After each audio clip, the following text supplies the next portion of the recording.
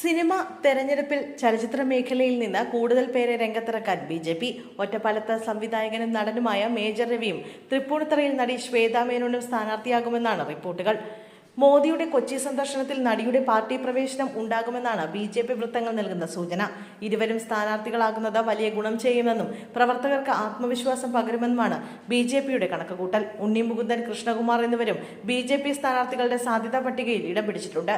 പ്രധാനമന്ത്രിയുടെ സന്ദർശനത്തിന് മുമ്പായി എൻ.ഡി.എ വിപുലീകരിക്കാനും പ്രമുഖരെ പാർട്ടിയിലെത്തിക്കാനുമാണ് ബി.ജെ.പിയുടെ നീക്കം. മോദിയുടെ സന്ദർശനത്തോടെ നിയമസഭാ തെരഞ്ഞെടുപ്പ് പ്രചരണത്തിന് ബി.ജെ.പി. തുടക്കമിടും. മധ്യകേരളത്തിൽ എൻ.ഡി.എയുടെ കരുത്ത് പ്രകടമാക്കുന്നത് കൂടിയാകും മോദി പങ്കെടുക്കുന്ന റാലി. സാമുദായിക നേതാക്കളുമായി മോദി കൂടിക്കാഴ്ച നടത്തുന്നത് ആലോചനയിലുണ്ട്. 2020യുടെ വരവോടെ മധ്യകേരളത്തിൽ ബി.ജെ.പി. വലിയ പ്രതീക്ഷയാണ് വെച്ചു പുലർത്തുന്നത്. എൻ.ഡി.എയിലേക്ക് കൂടുതൽ പാർട്ടികളെ മോദിയുടെ സന്ദർശനത്തിന് മുമ്പ് എത്തിക്കാനുള്ള അണിയറ നീക്കം സജീവമാണ്.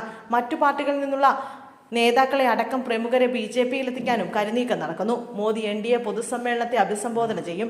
ബി.ജെ.പി. പ്രകടന പത്രിക പുറത്തിറക്കും. 52 മണ്ഡലങ്ങളിലെ പട്ടിക സംസ്ഥാന നേതൃത്വം കേന്ദ്ര ഘടകത്തിന് കൈമാറിയിട്ടുണ്ട്.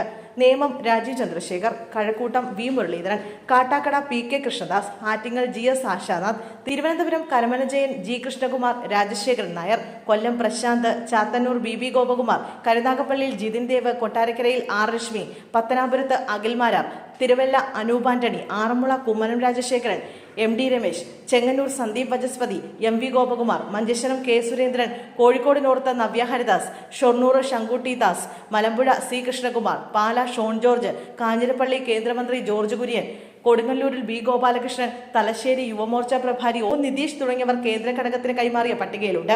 അതിനിടെ വ്യാഴാഴ്ച പാലക്കാടെത്തിയ ശോഭാ സുരേന്ദ്രൻ അനൗപചാരികമായി പ്രവർത്തനം ആരംഭിച്ചു. RSSലെ മുതിർന്ന നേതാക്കളുമായി ശോഭാ സുരേന്ദ്രൻ കൂടിക്കാഴ്ച നടത്തുകയും ചെയ്തു. മുൻ സംസ്ഥാന പ്രസിഡന്റ് കെ. സുരേന്ദ്രൻ മഞ്ചേശ്വരം മണ്ഡലത്തിൽ ഇതിനോടകം പ്രവർത്തനങ്ങൾ ആരംഭിച്ചിട്ടുണ്ട്. സംസ്ഥാന വൈസ് പ്രസിഡന്റ് സി. കൃഷ്ണകുമാർ മലമ്പുഴയിലും സജീവമാണ്. തദ്ദേശ സ്വയംഭരണ സ്ഥാപനങ്ങളിലേക്കുള്ള തെരഞ്ഞെടുപ്പിൽ ബി.ജെ.പിക്ക് 45,000-ലധികം വോട്ടുകൾ ലഭിച്ച മണ്ഡലങ്ങളാണിവ.